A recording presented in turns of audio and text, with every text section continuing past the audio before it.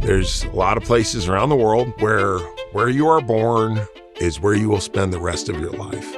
And in our country, that's not the case. And we take that for granted. My name is Glenn Jacobs, also known as Kane, and this is my story. I grew up in rural northeast Missouri, close to a town called Bowling Green. Growing up, my family didn't have a whole lot because of Dad's military retirement. We always had a place to live and something to eat. But if the car broke down or some other unexpected expense came along like that, things get real tight. When I grew up, I knew that I didn't want to feel like my family was living paycheck to paycheck, despite working so hard, which is what my mom and dad did. I thought the professional sports was going to be my pathway to success. When I was a little kid, I wanted to play baseball for the St. Louis Baseball Cardinals, but that didn't happen. Ended up going to play basketball at Northeast Missouri State University. While I was there, I ended up switching sports to play football and looked like I had a career in front of me in the NFL, then blew out my knee in practice one day, and that unfortunately was pretty much the end of my football career. So I was looking for something to do with my life. I was working various jobs. I was a personal trainer. I worked at a group home for people with special needs, just doing whatever I could do to get by.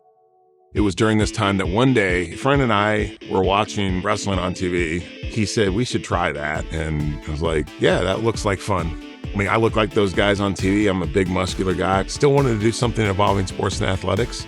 Plus, my degree's in English, so I know about theater and drama. I'm big into just the good versus evil and all of those themes that we see running through classical literature. And there is a lot of that in wrestling. It's really all about storytelling. And I found a local group, very small, that gave us some training. Just stuck with it and eventually went to WWE in 1995. The way it works is you have a character and there are certain constraints and a certain idea, but it's really up to you to flesh all of that out and to come up with everything from the moves that you're going to do to how you talk to how you carry yourself. In 1997, there's a character called The Undertaker who's very iconic in WWE, the greatest gimmick ever. And they needed someone to work with him for a pay-per-view, to wrestle against him for a big event. Didn't have anybody. That's where they got the idea for the Kane character, which is the long-lost brother of The Undertaker, who's burnt in the fires, who wears a mask, and is really cool as far as the mythology behind the character. So the Kane character was created, and initially it was not going to be a big deal. WWE didn't think that Kane would be as big as he turned out to be. And my first couple characters were not great. It was not a good experience for the first couple years. If I didn't make it as Kane, that was going to be the end of my career. The very first night when I had my debut was in St. Louis, Missouri, and Undertaker and Shawn Michaels, who are both Hall of Famers and incredible performers, they'd had a tremendous match, and then Kane came out, and for 20 seconds, the entire audience had no idea quite what was going on. And it was the first time that since I'd been in WWE, that you get this just massive reaction. 20 seconds of being able to hear a pin drop in an arena of 15,000 people, it was like then the roof blew off. That was really the first time I felt like a WWE superstar. Not too long after that, I won my first world championship, which is an awesome feeling. Traveled between 250 to 300 days a year. It was a very unique lifestyle. It can be hard on your family. I'm very fortunate. My wife is awesome. My daughters are awesome as well. But, we're in an industry where sometimes marriages don't last because you're just gone all the time. And that can be very difficult. I was very fortunate that wasn't the case with us. And then also, I was always really grounded. I never became like Kane. I became like a WWE superstar. So when people would meet me, they would think, oh my gosh, he's going to be a big, mean person, and they would always be surprised when, I'm not. And that's, I think, what happens a lot too, is people start believing their own hype and they get wrapped up, and I'm this, I'm better than everybody else. I'm a celebrity. I'm super cool, all these things. All that is fleeting and can go away in like a second. So you have to stay grounded and you have to understand who you are, not this persona that's been created for the public, but who you are and what's important to you. When I think about the arc of my life, it's crazy. It shouldn't be possible. I think the reason for that is, in my case, I'm an American. There's a lot of places around the world, and I've been to some of them, where you are born is where you will spend the rest of your life. And in our country, that's not the case. And we take that for granted because we have freedom and we have liberty in this country. And we can take our God-given gifts and we can figure out what we're good at, what we like to do, and we can utilize those. They benefit other people and then they benefit us. But I feel that recently, the identity of this country is actually under assault at this point. And there's things about the country that need to improve, obviously, but we're throwing the baby out with the bathwater.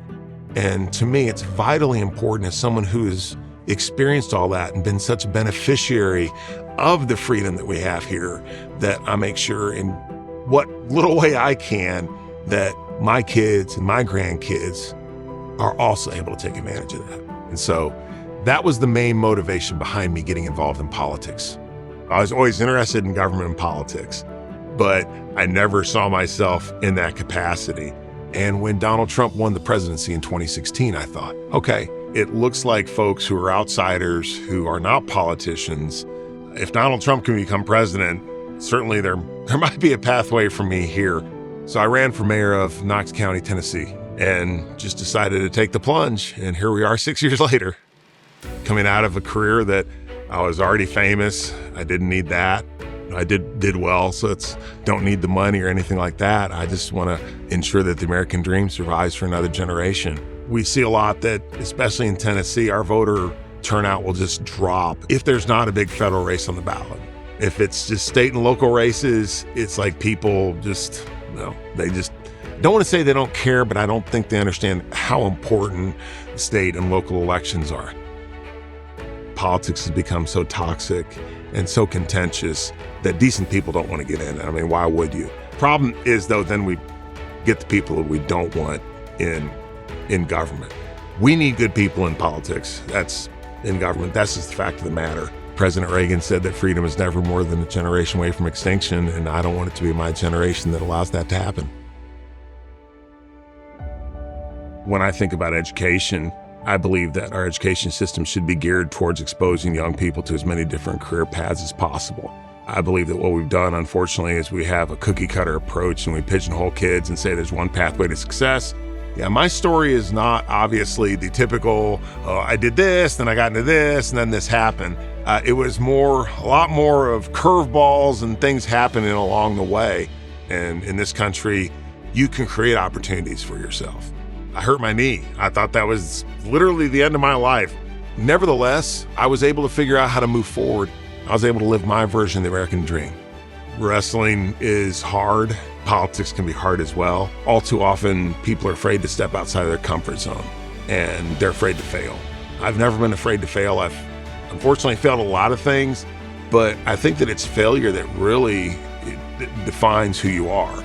And also, if you're afraid to fail, if you're afraid to do something, you're never going to grow as a human being. You're just going to be stuck where you're at. Just get out there and start trying things. Eventually, you knock on enough doors, one of them is going to open. After all, America is still the land of opportunity. Thank you for watching this video, and I hope you enjoyed it. To keep PragerU videos free, please consider making a tax-deductible donation.